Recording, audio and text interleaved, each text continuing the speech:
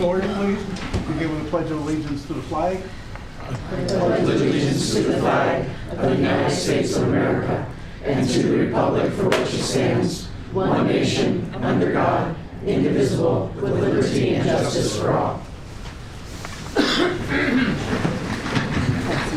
Thank you a lot. Appreciate it. Okay. Need a roll call, please. Mr. Chrisman. Here. Mr. Fedorcha. Here. Ms. Franz. Here. Ms. Husak. Here. Mr. Kern. Here. Ms. Culp. Here. Ms. Snyder. Here. Ms. Williams. Here. Mr. Green. Here. We have a quorum. Thank you. Are there any public? There is. Dr. Wentz has signed up to speak tonight. Dr. Wentz. I'm here. It's in regards to personnel, so do you want to? You want to do it when we do personnel, or you want to do it now? Thank you. Personnel. Very good. Remind me if I forget, because I will. I have a slow memory. Okay, you've all received copies of the regular school board meeting on September 9th. Is there a motion to approve that? So moved.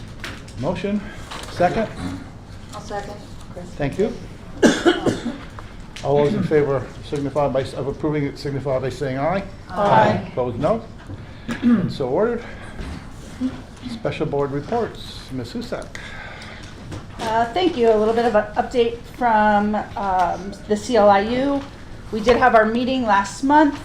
A couple things that we had talked about. We're happy to say that the new Whitehall school building has been completed and our early learning classrooms have now been officially opened in that site. One of our puppy dogs that was there, Bobby Ray, that is his home office now. So he will be strolling the halls in Whitehall moving forward. We also talked about our opening day, and during our opening day, every year the IU presents an associate with an award. It's called the Annie Sullivan Award. It honors Helen Keller's friend and teacher and have those same type of qualities that Annie Sullivan had. This year, normally it's a one associate who receives that award. This year there were so many applications that came in for those types of individuals supporting our students with those special needs. There were two that we'd like to honor, and it was Margie Rivera and Olga Stefanova. So just wanted to pass along their names in case any of our staff hears from them. Congratulations to them and appreciate all the hard work that they put in. We also had a presentation, you're welcome to watch it on our website, is a review of our extended school year, which happens in June and July. We have about 4 or 5 classrooms throughout our districts, Whitehall, a couple of our Carbon Lehigh learning, our Carbon and Allentown learning schools are in there. We did have about 478 students participate in our early learning this year, which is a significant number. All our staff and things like that have been present in there. So feel free, there's a presentation and a video on our website to show what they had worked on this summer. The last thing that I do have is the Special Needs Foundation. Every year we do our Christmas baskets to help with funding additional monies for families in the holiday season and being able to present them with some needs through the holiday season.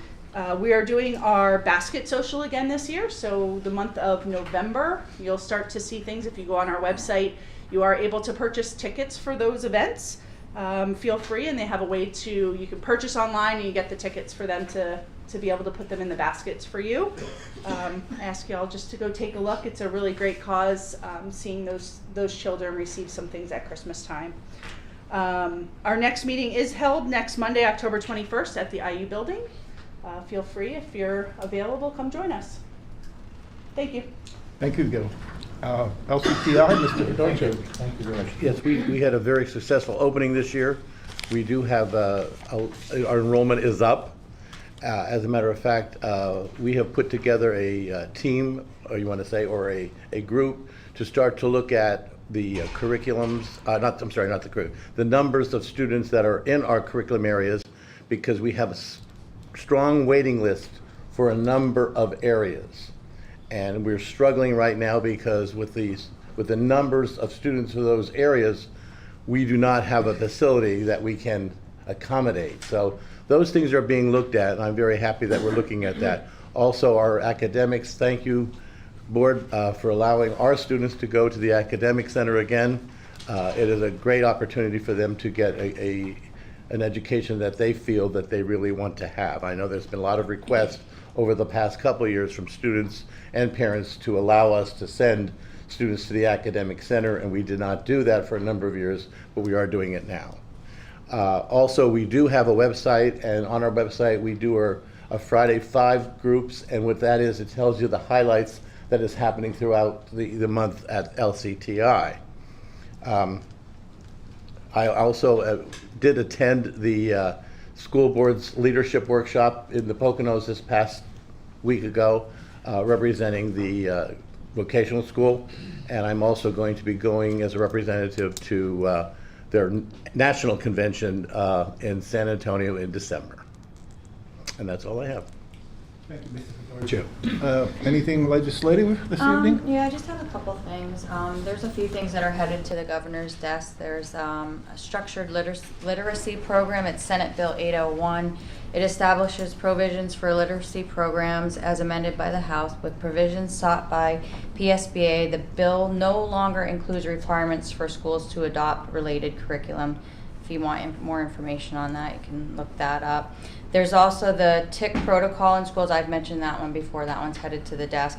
That basically is a protocol that if a TIC is being removed from a student, the TIC is to be kept and give to the parents so that it can be studied by the research lab at East Stroudsburg so they can check for things like the Lyme disease and all that. And then there's the Mentors for Students, HB 2383, which establishes the Older Adult Mentor Volunteer Program. And if you want more information on that, you can look that HB 2383 up. And that's all I have. Thank you. You have copies of what, 1, 2, 3, 4, 5 committee meetings that were held last Monday? And what's that? No, he doesn't have anything to say, so we're gonna skip it by him. Student reps, we're ready. Good evening, hope you're all doing well. Tonight, Olivia and I are recapping some events from last month as well as giving you some new ones. Homecoming dance was very successful. There were 300 attendants. Students had fun and they were very well behaved. During the homecoming football game's halftime, homecoming court as well as king and queen were announced. This year's king was Eli Grady and this year's queen was Caitlin Barthel.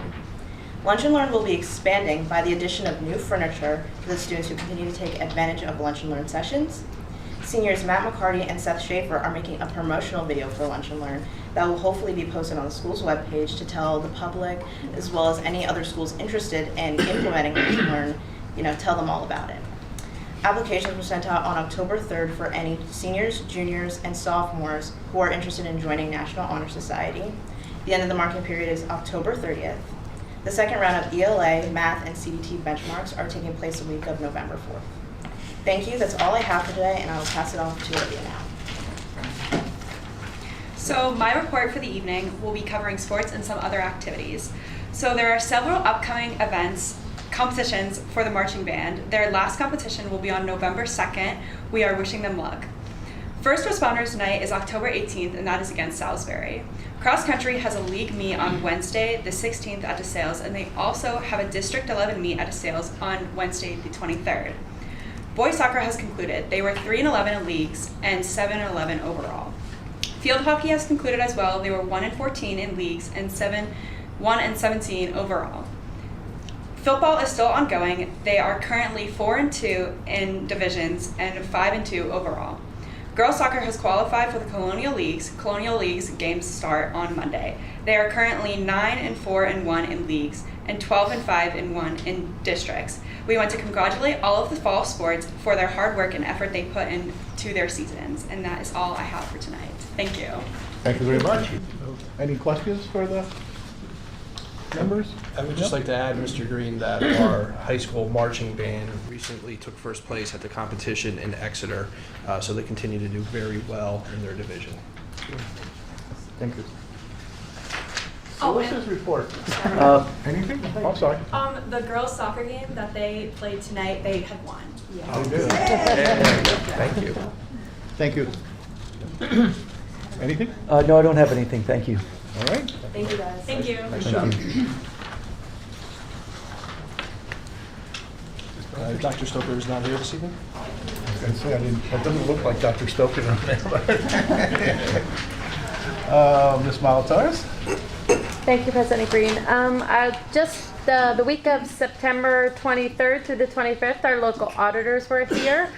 We should have their numbers back very shortly, and I will report to the board at that point in time how we ended up. At this point in time, there were no findings that that we needed to be alerted about while they were here. So I anticipate another very good audit again this year.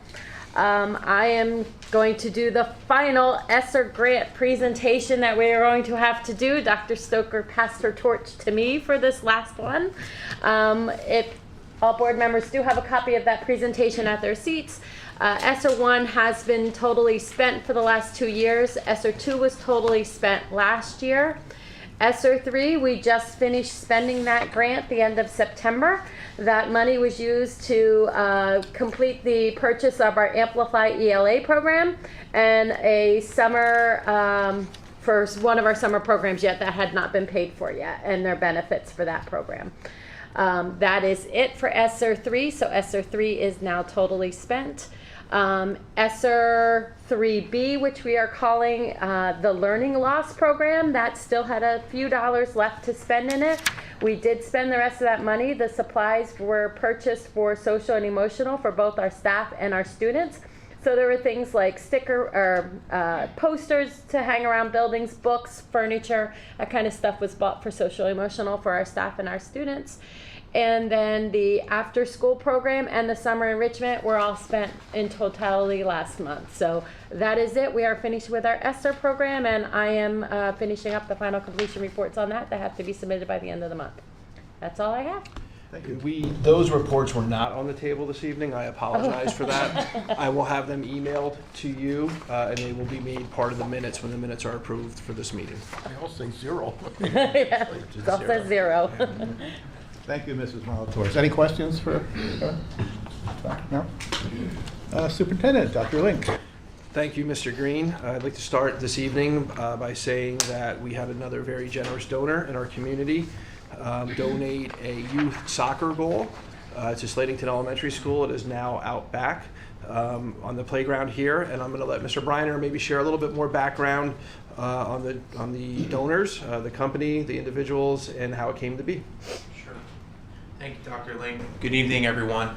About a month ago, I was approached by Mrs. Marwa Shock. She has a 4th grade student at Slatington, and she was telling me how her child has been coming home and talking about how many people play, or how many kids play soccer at recess.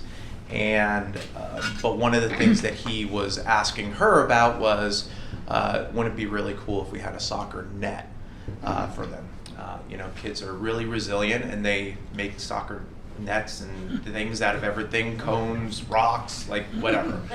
But it would be really nice to have a soccer net. So she had approached me with the idea of raising money through donations in the community. And wanted to see what my thoughts were, and of course I was all on board with it. And I said, yep, when you're ready, or if you're able to pull together some donations, let's meet and we'll discuss, you know, how to roll that out. Well, later that day, she called me and she said, I have all the money. And I'm like, I wasn't expecting that. What had happened is she actually left our discussion, called her husband and his business partner, and they said, yeah, we want to cover the cost. So her husband, Mr. Patrick Schock, and his business partner, Isaac Levy, they own Royal Royal Roofing and Renovation in Walnutport. And so they covered the cost of a soccer net, 8 soccer balls of different sizes, a soccer bag, and then on October 3rd came and put everything together, donated their time doing that, and later on that afternoon our kids had a soccer net. So it's been great. We're extremely appreciative of their generous donation, their time, the thought, and our kids are. Now we're in an interesting situation now where we have to kind of figure out. So many kids want to use it because it's the new piece of equipment out there. So now we're trying to figure out what the best way of getting everybody on there to use it is. But that's a good problem to have. So thank you to Royal Roofing for their donation. Thank you. Yes. Thank you, Mr. Ryan. Okay, next we're going to transition into our annual beginning of the year local assessments. In a short bit, each principal will share out their data for their school building. The data that you're going to see this evening is from early September, pretty much the first week of September, as the students are acclimating to their new grades, their new teachers, and the new curriculum in their new grade level. So this is really baseline data here for the new academic year. That being said, I am going to turn it over to Mr. Schneiderwright, who will begin with Peters Elementary School. Thank you, Dr. Link. Good evening, everyone. So I'm very pleased to be able to present to you this evening's Peters Elementary School data, as well as introduce you to some of our new platforms that we'll be using at Peters, Slatington, and brand new to Peters with IXL. So if we can go to the next slide, please, Mr. Hawes. This data slide represents the DIBELS 8 data, which examines early literacy skills. The DIBELS 8 data is similar to the data I've been presenting to you for the past 6 years because we have been using, prior to DIBELS 8, we've been using the DIBELS Next assessment. Although they are similar, they are different, and I'll sort of explain how they are different, and we'll take a look at that data. So this is our new research-based assessment tool, and again, I'm happy to report that this is not only used at Peters Elementary School, but is now a K through 5 early literacy tool to have some consistency between the two buildings. So in this slide, it shows the 3 grades at Peters. Top is the kindergarten. Right below that is first grade. Underneath first grade is second grade. And then at the very bottom represents the composite data of the entire Peters Elementary School building. And there are 4 categories this year. As I presented this data to you previous, we always use the stoplight analogy: green, yellow, and red. The idea of green being at benchmark or core support, yellow being some interventions needed, red being intensive interventions needed. This year there's a new color that is not on a stoplight. It's blue, and blue is a good color. That's the above benchmark. So it differentiates not everybody just that's core support, but also differentiates some of our students that are doing above what you would expect. So looking at the data specifically for the beginning of the year, in kindergarten, 47% of students are well below benchmark and 26% of students are below benchmark. This is not a surprising number because at this point we hadn't taught them anything yet. But this represents the data of students coming into the building as a very starting point of their education career with us. And despite we hadn't taught them anything yet, we still had 18% of students that were at benchmark and 9% of students actually entering above benchmark. The next, for first grade underneath, 22% of students well below, 26% below benchmark, 38% at benchmark, and 14% above. In second grade, 31% well below, 20% below, 31% at benchmark, and 18% above benchmark. And at the bottom, it's a little bit skewed because 1/3 of this data is students who we hadn't taught yet. But for the entire school, we begin the year at 33% well below, 24% below, 29% at benchmark, and 14% are above benchmark.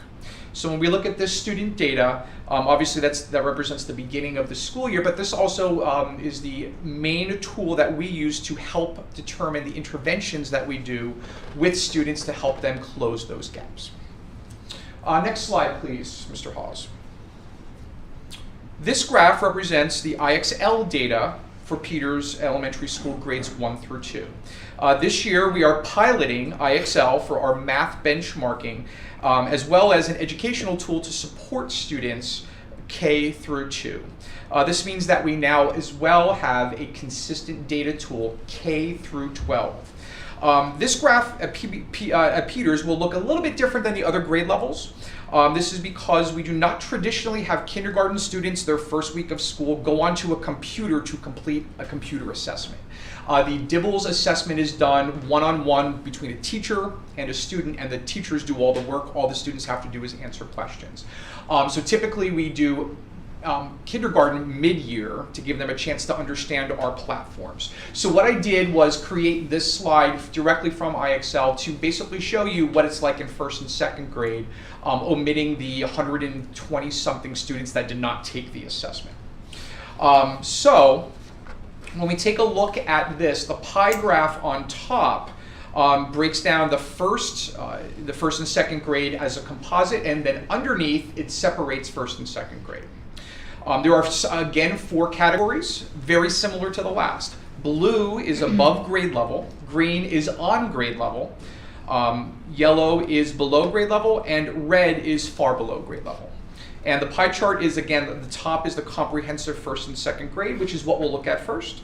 For first and second grade, 57.5% of students were on or above grade level, with 7.1% being above grade level, 34% of students below, and 8.3% of students far below. Breaking that down by grade, the top on the bottom graph there, the top horizontal graph shows the first grade. In first grade, 56% of students were on or above grade level, with 8% being above, 34% of students below grade level, and 3% of students far below. In second grade, the very bottom of the graph, 47% of students were at or above grade level, with 5% being above, 27% of students were below, and 12% of students far below. Again, all this data on those first 2 slides represents the starting point of our Peters pups at Peters Elementary School. And next, I will turn it over to Mr. Briner at Slatington Elementary School. Thank you, Mr. Schneider. My pleasure. Good evening again, everyone. I'm actually put this down here. So this next slide represents data from Slatington Elementary School. And it is from DIBELS 8, as Mr. Schneiderwright said. Our DIBELS 8 is now being used K through 5, and it measures and examines early literacy skills. As a reminder, we switched from the STAR benchmark this past year to starting to use DIBELS 8 for that consistency's sake. And this benchmark is administered again at Slatington in students 3 through 5. It is not administered for grade 6, and I will be discussing kind of what we use for grade 6 in a few minutes. This change aligns to the recommendations with our new ELA program by providing a nexus between the assessment data and the recommendations for intervention in ELA CKLA. On this slide, there's a glimpse of how our 3 through 5 students are doing based on DIBELS, performing in the beginning of the year benchmark. At the top, you can see third grade. Underneath that is 4th grade. Underneath that is 5th grade, and at the bottom, kind of spaced out, is a composite for the entire building for 3 through 5. There are 4 categories, as Mr. Schneider-Wright explained: below basic, below benchmark, at benchmark, and above benchmark. So in 3rd grade, we are 45% of our students are currently at or above benchmark, while 55 are currently at the beginning of the year benchmark, below or well below. In 4th grade, 43% of students are currently at or above benchmark, while 57% of students are currently well below or below. And in 5th grade, 44% of students are currently at or above, while 46% of students are well below or below. Overall, as a school in those 3 grade levels, 48% of students are currently at or above benchmark, and 52% percent of students are currently well below or below benchmark. It's really hard to kind of compare this data historically right now, as some of the grade levels have not been assessed in this type of an assessment for a few years.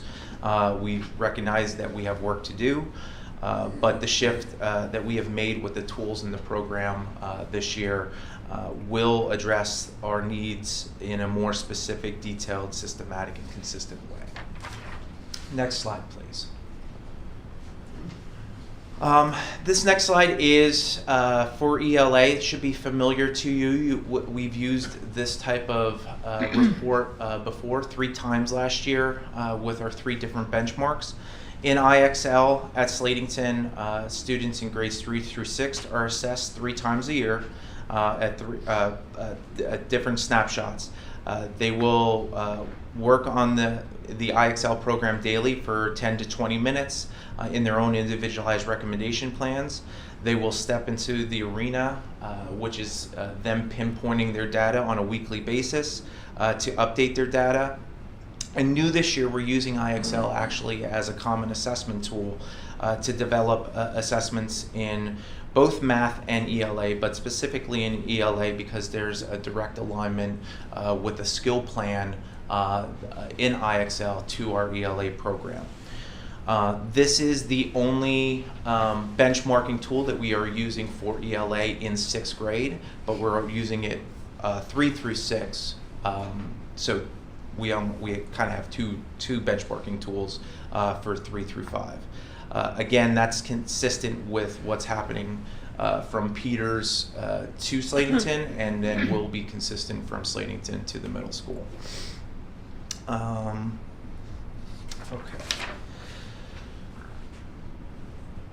This data provides a look at how all of our students are performing on the beginning of the year snapshot, and according to IXL, 50% of our students are achieving at or above grade level, while 44% of them are below or far below grade level. There is a 5% that is not pinpointed in this particular data, and that's for various reasons. They could be a student in our special education department that's not using the IXL tool. They could also have been absent for the snapshot when we were given the snapshot during that window, or they could have been a new student coming in during that window to the school, and just we did not assess them during their first snapshot. It's nice to see that some of the percentages, when you're comparing like where we're at on a DIBELS level to IXL, they're relatively similar, so that helps to validate some of the findings. Below the pie chart on this particular slide, you'll see bar graphs, and that's a composite breakdown per grade level from the data up above. For comparison purposes, although it is, remember that it is different cohorts of kids, but last year at this time we were at 38% at or above grade level and 58% below or well below grade level, where we're currently 50% at or above and 44% well below or below. So in terms of comparing where we were at last year to this year, there's an improvement. Next slide, please. This next slide is on IXL data, the IXL data in math, and again, students are taking this benchmark in 3 through 6. This is our only benchmarking tool that we are using in 3 through 6 for math, and according to IXL in math, students at Slatington Elementary School, 44% of them were achieving at or above grade level, while 50% of them were below or far below grade level. And we have a 7% of students that were not pinpointed. You may be asking, why is that different than the 6% before? We're talking a few students, and the window is a week difference. So it could be because, again, attendance, it could be students that are in a special education department and they're not using the IXL program, or it could be different students transferring into the building. Again, this tool, IXL, is being used in both ELA and math, and now pretty much K through 12. Below the pie chart, you see the composite breakdowns for the grade levels for the IXL math data. And for comparison purposes, looking back from last year where we were in the first snapshot, we were at 32% at or above benchmark and 62 below or well below benchmark. And right now we are at 44% at or above and 50% well below or below. So again, seeing an improvement from the start of last year to the start of this year where we're launching off at. And with that, I'm going to turn it over to Mr. Hauser for the middle school. Before Mr. Hauser starts, are there any questions for either of the elementary principals before we get too far down the road? Anything? No? Okay. Sorry, Mr. Hauser, you're up. Thank you, sir. Thank you, Mr. Briner. Thank you, sir.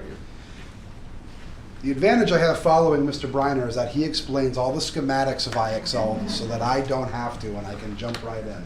So thank you, Mr. Briner.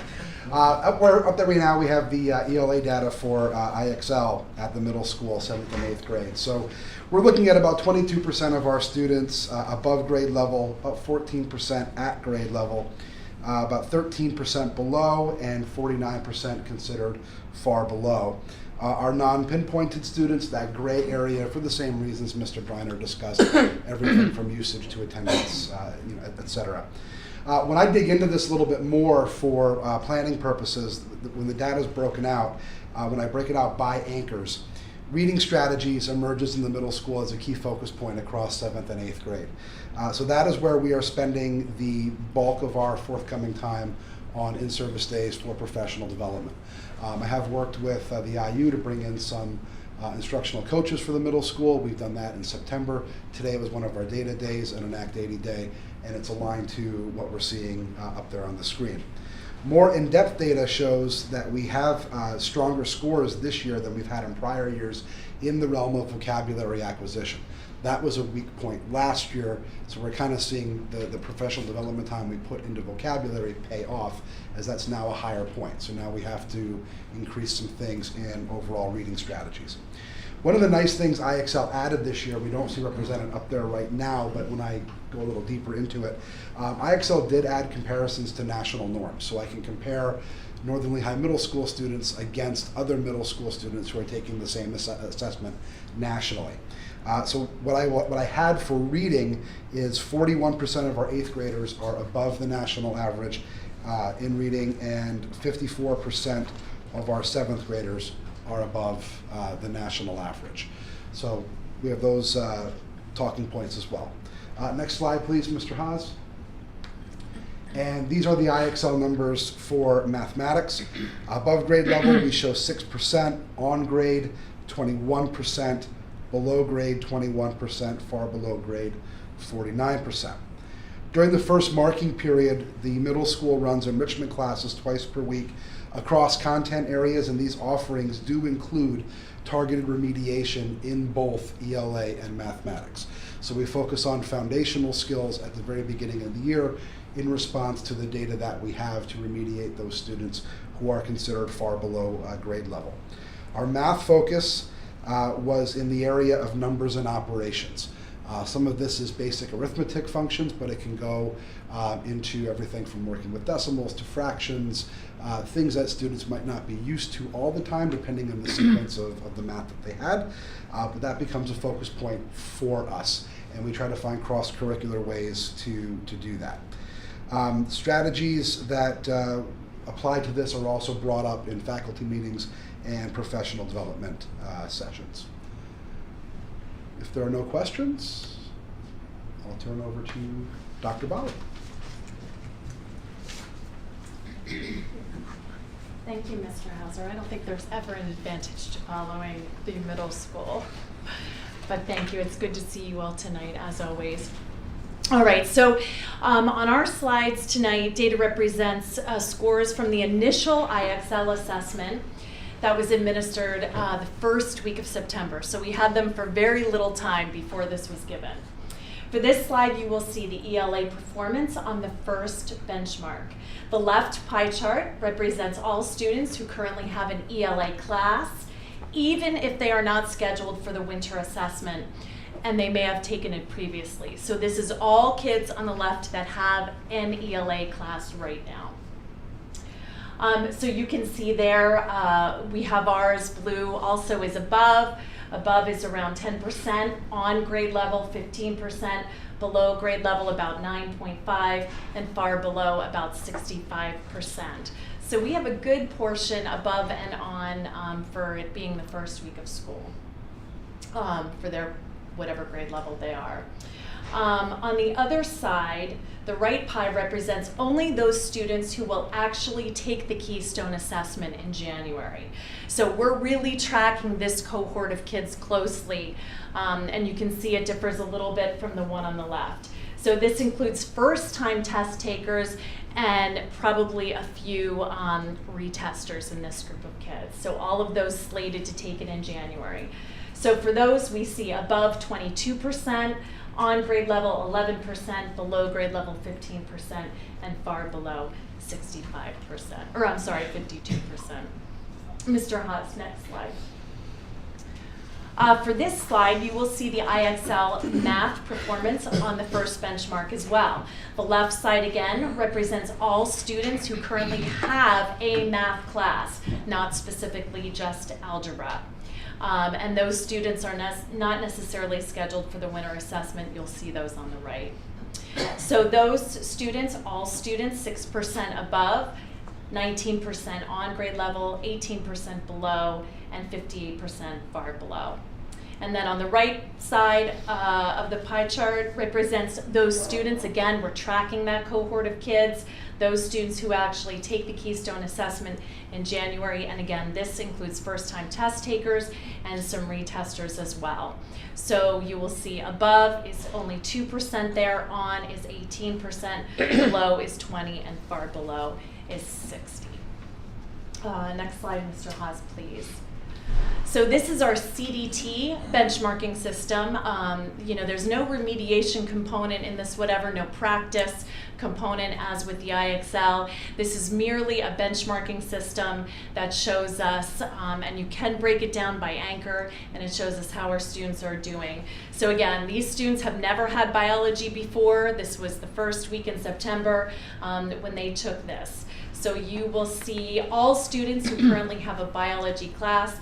This includes our first-time test takers. And those percentages are about 1% above, 12% on, and we have a lot of work to do there with 87% below. So I like to talk about, after we show the data, we talked a lot today, we had a day-to-day. It's great to analyze the data, look in areas of strength, weakness, and now what are we gonna do about it? What are the actions? So Northern Lehigh High School, as you know, we have a new community lunch and learn model, which has created valuable opportunities for students to receive extra help and intervention from teachers. By integrating a designated time into the school day, this model allows students to seek academic support, make up missed work, and engage in enrichment and remediation activities without conflicting with their regular class schedules. The flexible structure encourages collaboration between students and staff, fostering a supportive learning environment that enhances academic success. Something that was really neat that we noticed at the end of the week last week is the hallways are getting less and less, are having less and less traffic. We're like, why is it so much quieter in here? It's because they're in the classrooms. So they're going in, they're getting help from their teachers, and it's a pretty powerful time at the high school. And at today's in-service, teachers dove into our Keystone and our local data. They worked within their departments to identify areas of strength, areas needing improvement, and created detailed plans of what they will do in their individual classrooms and collectively during scheduled learn sessions for testers. Subjects that weren't state tested were paired with their colleagues. For example, social studies worked with the ELA department today, so that we're all looking at the same data and we're all collaboratively working and planning together. All Keystone testers will engage in a 5-session intervention course prior to taking the assessments in January. These sessions will be mandatory and scheduled and will be grouped on their specific Keystone related area of need. So, I think we're looking at the data and we're really working hard to be strategic about what the data says, but then what are we going to do about it? So that's where we are at the high school. Any questions? Can you tell us what extra furniture you bought for the ones who run? It sounds We- like there's a lot of interest in it. Yeah, we got more of what we had because the kids love it so much. So if you haven't been there yet, and we had some pictures up there, and as you heard the ladies eloquently say tonight, the kids are working on a very well done commercial to show like what we're doing there. So you'll see the high top tables, you'll see the high top chairs, you'll see like seating that looks almost like a couch, but more like what you would see at an airport, like sturdy and metal. And the only thing we added were square tables as opposed to the round ones, because a lot of the kids are pushing them up against the wall in the hallways.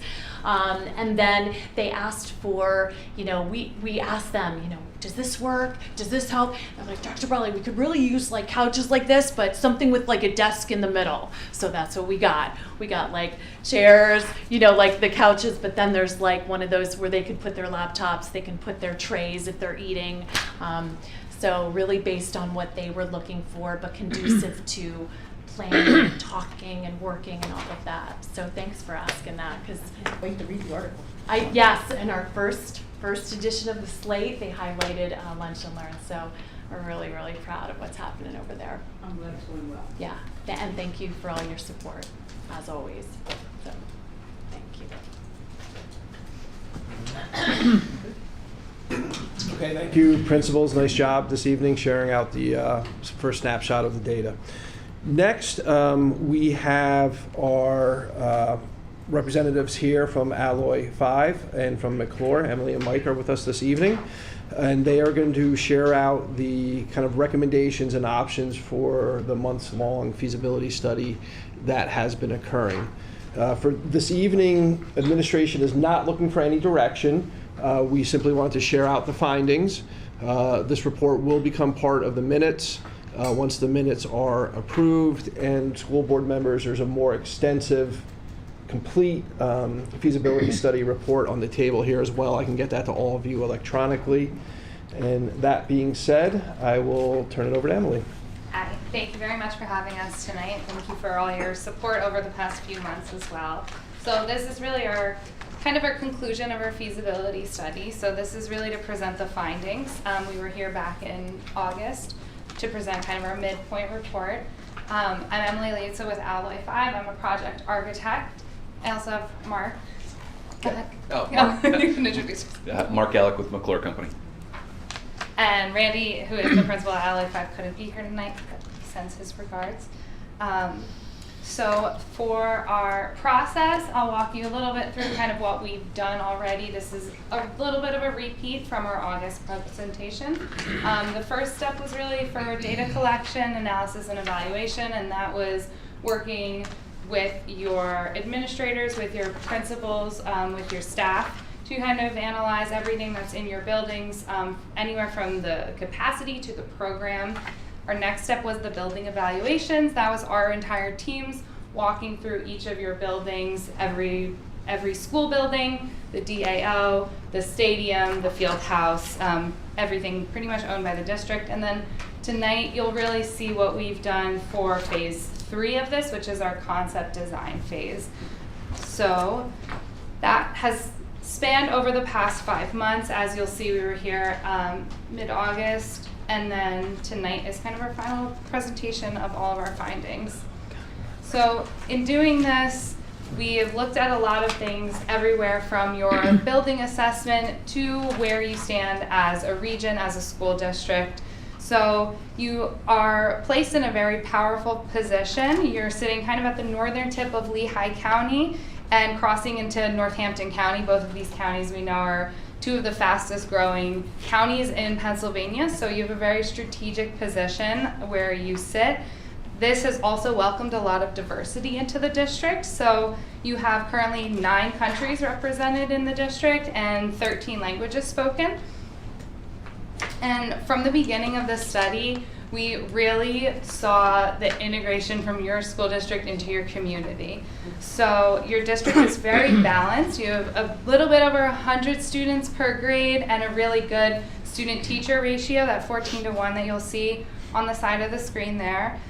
Your employees come and stay.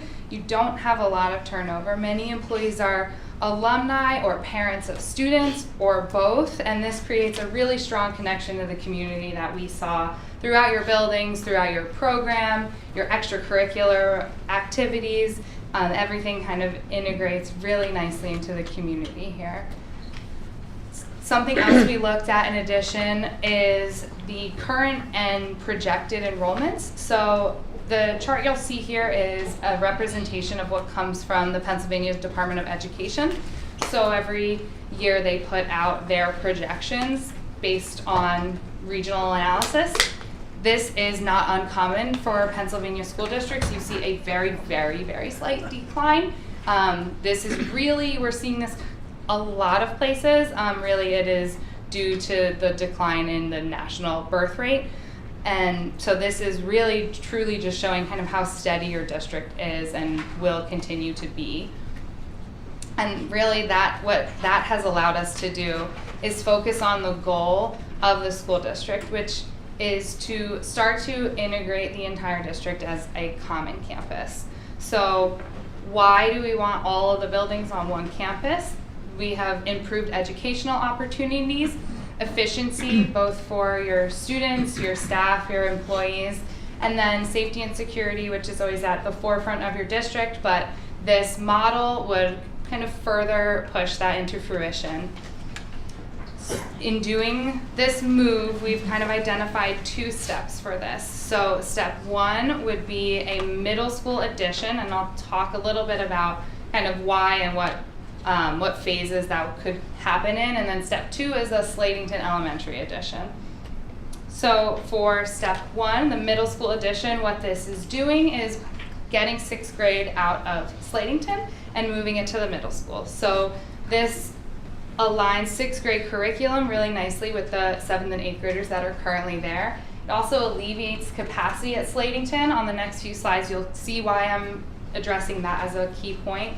And then it also allows for a traditional middle level model. So really that kind of team teaching structure, and then again, kind of that 6 to 8 alignment that is more common in a middle level education. So like I said before, so that this slide has been in the presentation before, but just to reiterate, the 85% capacity is really a target capacity when we're talking about educational recommendations. And what that does is allows for growth. It allows for bubble years, and it also allows for flexibility. So it's not packing your classrooms full. We know that you could fit more students if needed, if there is a bubble year. If something happens, that can be accommodated. So 85 is kind of the sweet spot that we look at. So that was analyzed in all of your buildings. This is your current grade alignment, so what you have right now at Peters, Slatington, the middle school, and the high school. So right now you can see where we've identified Slatington as slightly higher than the rest of your buildings.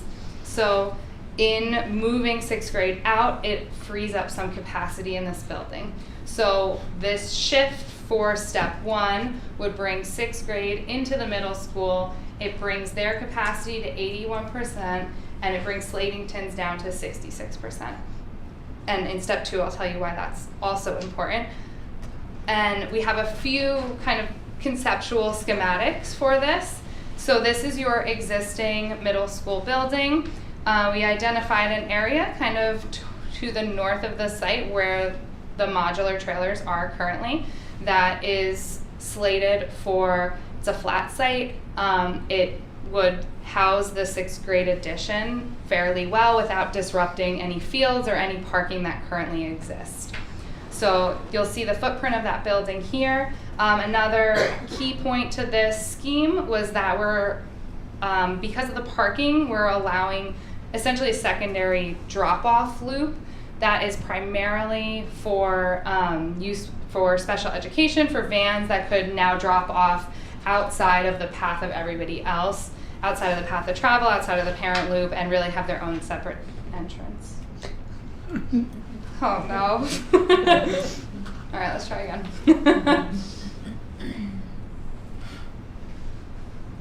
Sorry. It's working so well, I didn't touch it.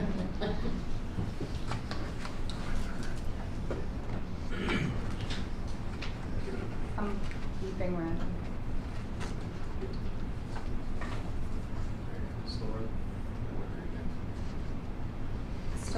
It's still red.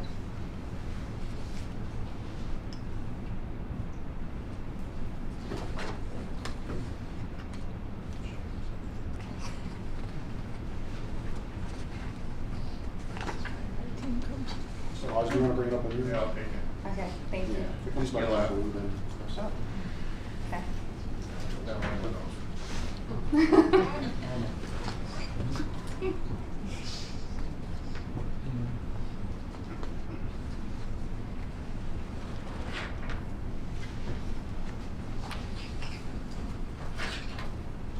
All right, it's green now. Should I press anything? You can try it. Okay. Yeah, there it is. Is this my screen or your screen? I think that's mine. You can hit it now. It should be yours. Okay, that's back to me. Sorry about that. All right, so you have a kind of an additional parking or van drop-off area, and then the single-story addition to the north of the building.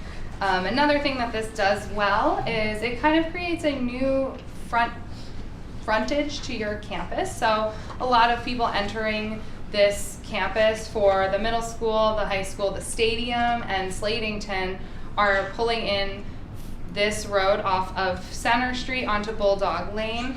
Right now, the view is the modulars. So this can give a new front to the campus and kind of create a new model for building and learning.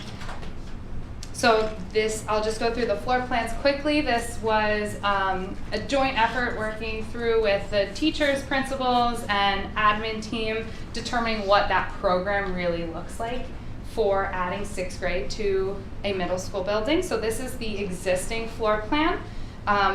A nice kind of what we like to call a racetrack around the building. And what that does is allows us to connect back to. So right now you have 325 students in student capacity in this building with a little under 100,000 square feet.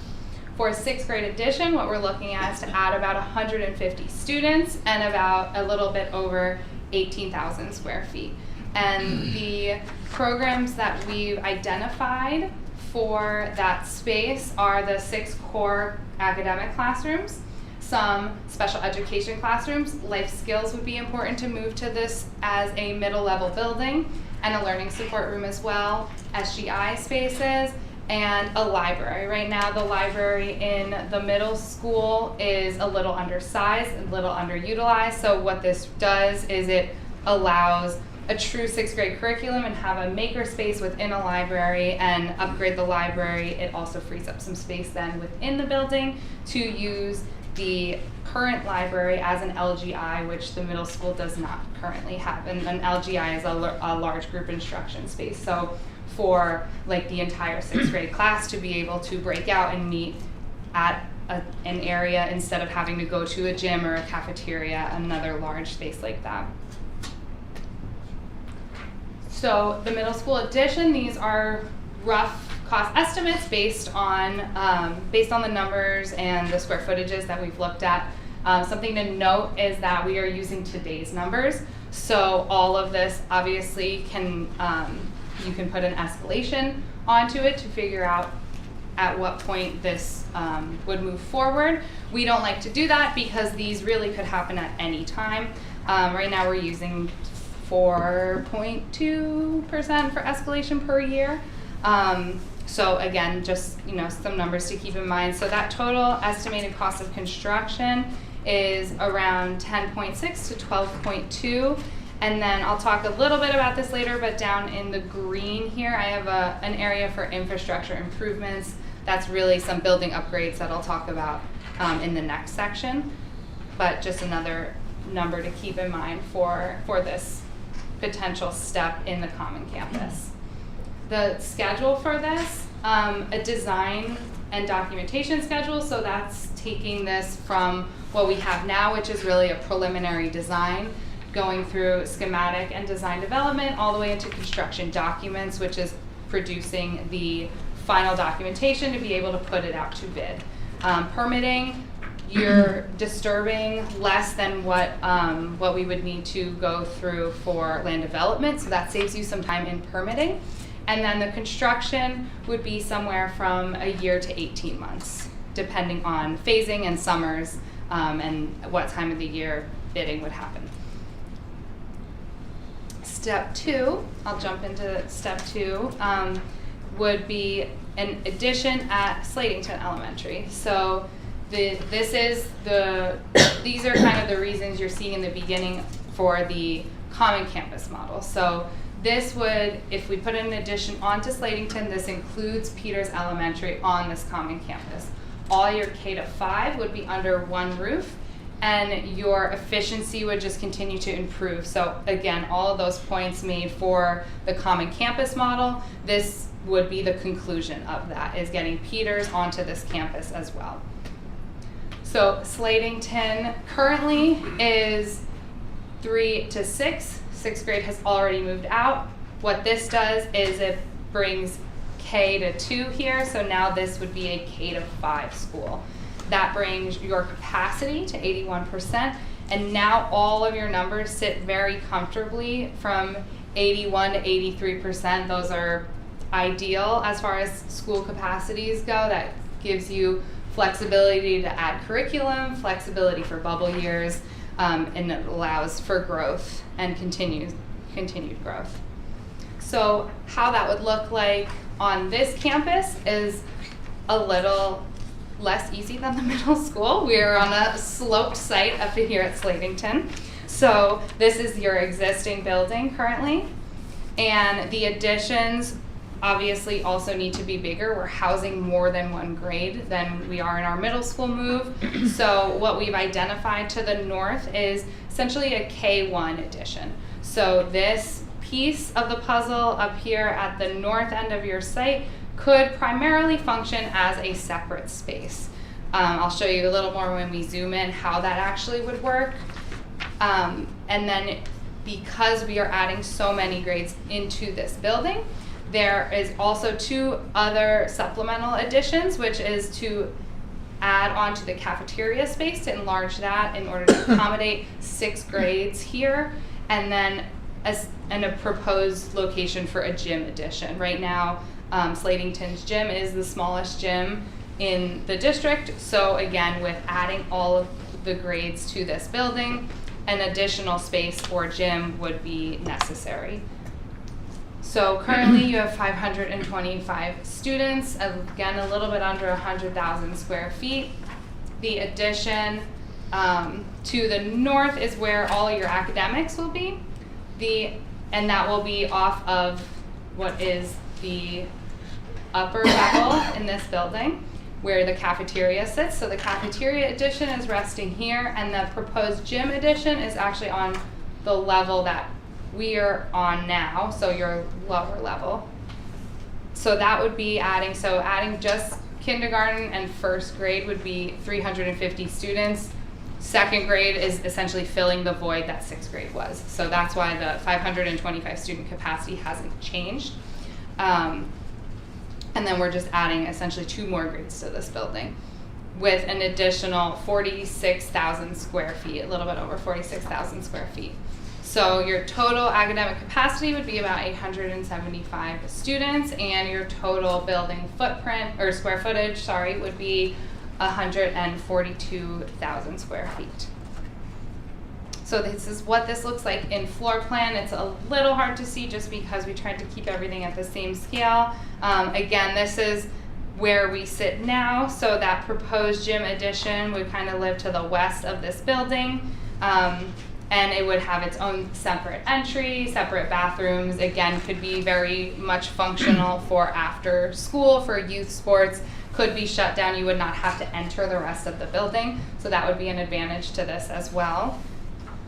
The second level would be the kindergarten classrooms.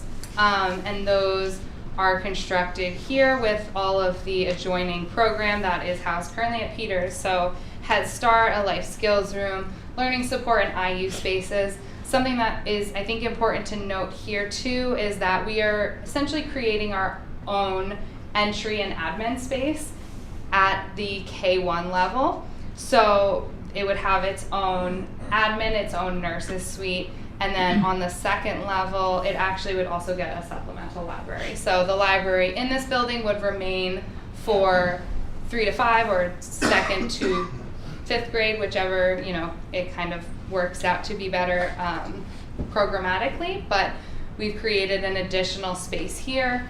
We know that kindergartens through 3rd, 2nd grade typically have the most books, the largest books. They need the most space to store those. So this is, again, another kind of area to break K and 1 off on their own. They have kind of a separate feel in this building. They don't really have to integrate with the rest of the building as much. Really just cafeteria and potentially gym.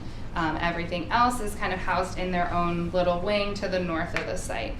And if you notice in the site plan, they would even have their own kind of play area as well. So again, this is what that looks like. I think I kind of went through everything already, but something important too is that each of these classrooms would also have a separate toilet room, something important for K1 and all the specialty spaces that go along with that as well. So again, that's that first level that you're entering in on, which is technically your second level currently. This is why it's a little confusing. And then the third level, which would be the second story to that, with the 1st grade classrooms, and then again their supplemental learning support and IU classrooms as well. So the cost for this, there's obviously a lot more square footage here. So the estimated cost of construction here is 26 to 30 million probable cost. Again, escalation would have to be added depending on the years that this would potentially be built. But this is, a general cost estimate for at this time. The schedule is a little bit longer than the middle school schedule would be. So we're documenting a lot more of a building. You're touching a lot more of the building. So the middle school has kind of one connection point because of the different levels of addition here. You're touching the building in essentially 3 to 4 different points depending on how it connects. So that takes a little bit more documentation as well. This would have to go through land development. We're touching a little bit more of the site. And then the construction, because there would be occupants during construction, the phasing would have to be a little more lenient. So that construction time looks more like 24 to 28 months. Again, all depending on kind of schedules and summer work and what time bids go out. But that is, again, the general estimate. So the one thing that I didn't really talk about yet was what came out of our building assessment. So all of the suggestions for the common campus were really made based off of this and your growing curriculum and program. However, the infrastructure improvements are really not to be forgotten, especially for the buildings that we plan on keeping online for a long time. So I'll go through each of them. Some of these slides you've seen before, the overviews and the pictures with the ratings were shown at the August board meeting. These will each I will go through these sort of fast, and then they each have a cost associated with them. So Peters Elementary, again, this is really a repeat slide from our August presentation, but your Peters Elementary gets an average score There have been improvements made over the course of time, but there have also been things that have not been renovated or improved for a little bit. It has, I think its last major renovation was in the 90s, so now that is coming up on 30 plus years, so there are things that are seeing the end of their life. So if everything was fully renovated at Peters today, everything that we've marked as far as something that should be replaced, you're looking at about 12 to 14 million. The notes here kind of coincide with the colors they were rated, so very similar to the assessments that the principals had explained. We kind of do a red light, green light system as well. So really red is kind of an immediate need, and then everywhere from excellent, which really is about 10 to 15 years out as far as replacements would go. Slatington, being your most recently renovated building, has gotten a overall good rating. There are, again, things that are seeing maybe their age or seeing some wear and tear because they are schools and they are used heavily, but your maintenance crews have done a great job of maintaining these buildings. These are in great shape. Honestly, a lot of these ratings are based simply on age and not necessarily the overall condition. Things like mechanical units and stuff, they wear over time. Same thing with roofs. It's not that there's necessarily something wrong with them. We just know that they have a life expectancy. So again, just things to kind of expect to be replaced in the future, even in a building like this that has got a good score, an overall good rating. So you'll see, again, if we stopped and did everything today, the cost is fairly low. And again, this is because of the scores here. Essentially, this is just something that you might need to do over time down the road. Again, we're not saying that this is a full renovation all at once. This is really like if you stopped today and said, okay, we're gonna do absolutely everything on the list that we've identified, this is kind of what comes out of that. The middle school, again, is an average rating really based on the age. So the middle school has been around a while. It was originally your high school and has seen some wear and tear over time because of that. And it hasn't had a major renovation in a while. Here I broke this out a little bit differently than the others because this is potentially receiving some sort of renovation or addition. So a full scope of work is looking at every item that we've identified, and a renovation scope of work would really be addressing kind of those immediate needs. So that is just piecing out the things that we have identified that should be replaced or repaired straight away, and that really could be bundled into an addition and interior renovation project, and that was that number that you were seeing in the step one of the common campus. And then the high school, again, an overall rating. This was built in the 80s, so seeing some things wear and tear, seeing some code issues that were not around in the 80s. ADA compliance was really enacted in the 90s, so there are a few things on the interior of that building that could use some renovation. And that under these conditions, that would look around 14 to 16 million. Again, this is kind of everything if you did it all at once right now. That is not necessarily the suggestion. The suggestion would be to kind of work from the most critical upwards over the course of time so that you really can start to kind of pace yourself with these capital improvements. The field house, again, got a good score. There's not too much work that needs to be done here. We did lump some stadium recommendations into this number too. So we know the turf gets heavily used and that it will continue to get heavily used. So replacing the turf is in here. Some press box upgrades and renovations is included in here as well. And then just some general stadium lights and then electrical upgrades.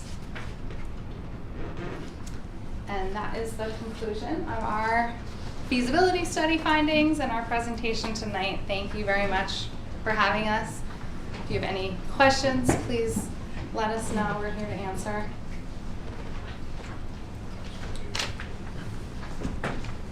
Questions for the board this time? No? Nope. Good, right? I'm taking word for you. I didn't mean to do that, but any questions down here? No? Thanks, guys. Appreciate it. Thank you very much. So, thank you both again. Options. We could do nothing. We could address the state of the current buildings in a current configuration. Use that information to build our ongoing kind of 5-year plans. We could look at a middle school addition, rather. We could look at a middle school addition and a Slatington Elementary School addition, which would then bring us to a true common campus model. So lots to think about. We will circle back to the school board probably in the November Buildings and Grounds Committee meeting to extend the conversation and seek any direction if you are ready to give any direction to administration at that time. Mr. Chrisman. Sorry, just real quick, going back to your presentation, said our overall enrollment is actually projected to go down. By a very slight amount, yes. Because your district is smaller, any sort of decline looks dramatic. Right. It's only about 38 students overall through your whole district in the next 11 years. Hypothetical, obviously the project, the grant scope would be to the common campus. What would our purpose be then for the Peters property? If the school board were to go in the direction of a common campus, they would have to make a decision as to what to do with the Peters property. Typically what happens is they go out to market and they look to sell that piece of property. I can't see where if we were to go to a common campus model where we wouldn't necessarily want to hold on to that real estate for an extended period of time, because then what happens is we have to continue to maintain it. We have to continue to send our maintenance crew out there to make sure the building is, even though unoccupied, is healthy. Make sure that the grounds are taken care of. We want to be good neighbors. I would probably recommend if we get to that point, really working with a realtor to see what could we do with that building. Well, actually, the entire property. Okay.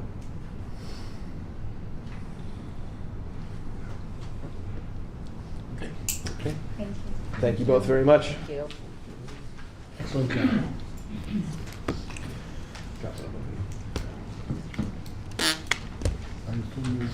And that, yes, sir, that concludes my report for this evening, which was kind of everybody else's reports.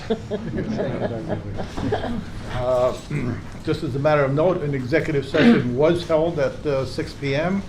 In the administration building conference room, personnel, negotiations, etc. Speaking of personnel, we're moving to item 4. Would you like to comment at this time? Sure, thank you. Thank you again for listening to me. I was here last month to address some concerns I had with regards to the rehire of the varsity softball coach.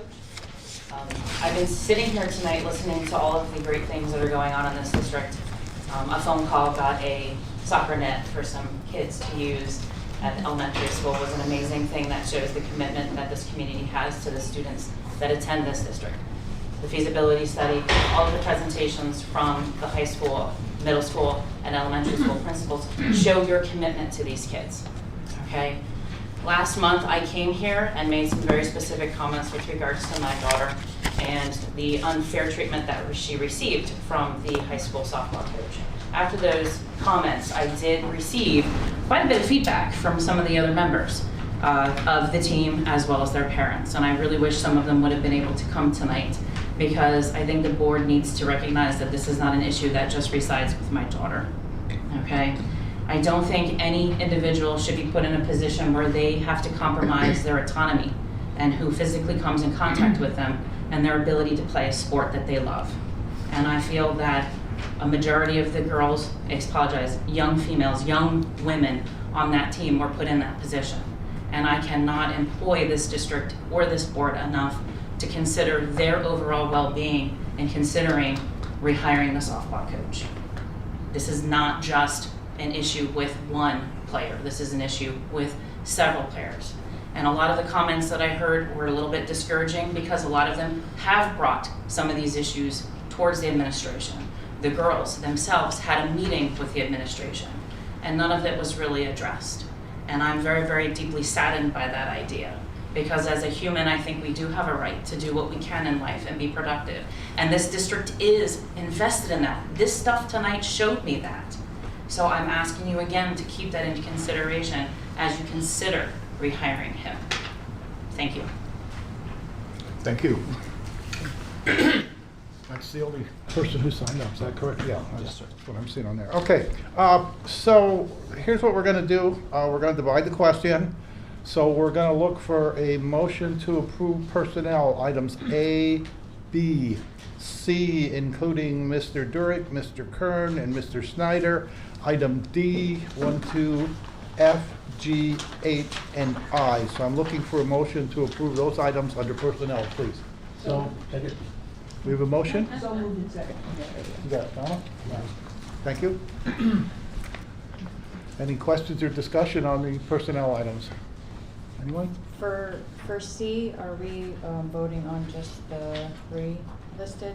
We're voting on numbers 2, 3, and 4. Okay. Matthew Durick, Ryan Kern, and Scott Snyder. Okay? Thank you. Any other questions? If not, all those in favor signify by saying aye. Aye. Those opposed, no. And so ordered. At this time, I would look for a motion to approve personnel item C, the first name, Dan Caruso. Is there a motion to approve that? So moved. We have a motion. Is there a second? I'll second. Thank you. All those in favor signify by saying aye. Aye. Those opposed, no. No. I heard a no. Roll call, please. Ms. Frantz? Yes. Ms. Husak? Yes. Mr. Kern? Yes. Ms. Culp? Yes. Ms. Snyder? No. Ms. Williams? No. Mr. Chrisman? Yes. Mr. Fedorcha? Yes. Mr. Green? Yes. Motion passes 1, 2, 3, 4, 5, 6-3, right? 7-2. 7-2. Okay, I didn't hear the first vote. All right. Okay, motion approved, 7-2. Okay, we're going to page 3 now, policies, items A, 1 and 2. Is there a motion to approve the policy items, please? So moved. Motion, is there a second? Second. Thank you. Any questions on the policy items? Hearing none, all those in favor signify by saying aye. Aye. Those opposed, no. It's so ordered. Moving to page 4, we have conferences, A to E. Is there a motion to approve the conferences? So moved. Motion, is there a second? Second. Thank you. Any questions on any of the conferences? Hearing none, all those in favor signify by saying aye. Aye. Opposed, no. And so ordered. We have one item under curriculum and instruction. Is there a motion to approve that item? So moved. Second. Thank you. Any questions on the item? Hearing none, all those in favor signify by saying aye. Aye. Those opposed, no. And so ordered. Anyone have any old business? I have nothing under old business. We have new business, and I'm not sure why it's in item B, but that's what it looks like. So we're going to approve new business item B. Is there a motion to approve that So item? moved. What's that? Second. You got a motion? Gary? How about a second? Yeah, Mr. President. Thank you. All those in favor of approving it, please signify by saying aye. Aye. Opposed, no. And so ordered. Mr. Kern, I think you had a new business item you wanted to. Yeah, I just wanted to make mention what the community has done for the victims of the hurricane by sending 4 tractor trailer loads of goods, services, needs for those in Tennessee that were affected by the hurricane. Kudos to, and I don't want to forget anybody, so Edward Yesick Trucking, Rentler Auto Dealerships, Cracker Jack's Country Store, Aaron B. Cromer Notary Services, Joe's Place, and an organization that has been serving our community very well for a while, volunteer community, Caring Dam Hearts. I'm not cursing, it's DAM Hearts. The main building's located on 873 by the Slatington Farmers Market. This organization collects goods, items for those that are in need in our own community and surrounding communities. And we're an integral part, which is run by Denise Martinez. Does a fantastic job, and it would be nice if we would support that endeavor as well. But I just wanted to say kudos to our community for reaching out, a small community of northern Lehigh, reaching out to others. 4 tractor trailer loads is a lot of things that are needed by those that are suffering. So just wanted to mention that. Thank you very much, Mr. Kirk. Anyone want to add anything to that? I'll add to that. The truckers did go down. My father-in-law was one of those drivers who donated his time as well, and the immense appreciation for the community in the Tennessee area was fascinating. It was heartwarming. It was really hard for those drivers to get down there, and it was amazing, the support and just thankfulness that those individuals down in that area had for those 4 truckloads of material coming down. Couple things that were in there were things like chainsaws that we take for granted and hay for animals, because they can't get to those people without putting stuff on horses and animals to get to people, because the roads were washed out or they were no longer having the housing there. So thank you for bringing it up. It's really heartwarming, and thankful for our community to have done that and donated the time, hours, 2 days, hotels, gas, donations from our community for those individuals. And Ed Yasek Trucking, who reached out first on social media asking for the help, and the rest of the community to really focus on that was really amazing. So thank you. Thank you, Mrs. Susek. Anyone else want to add anything? No?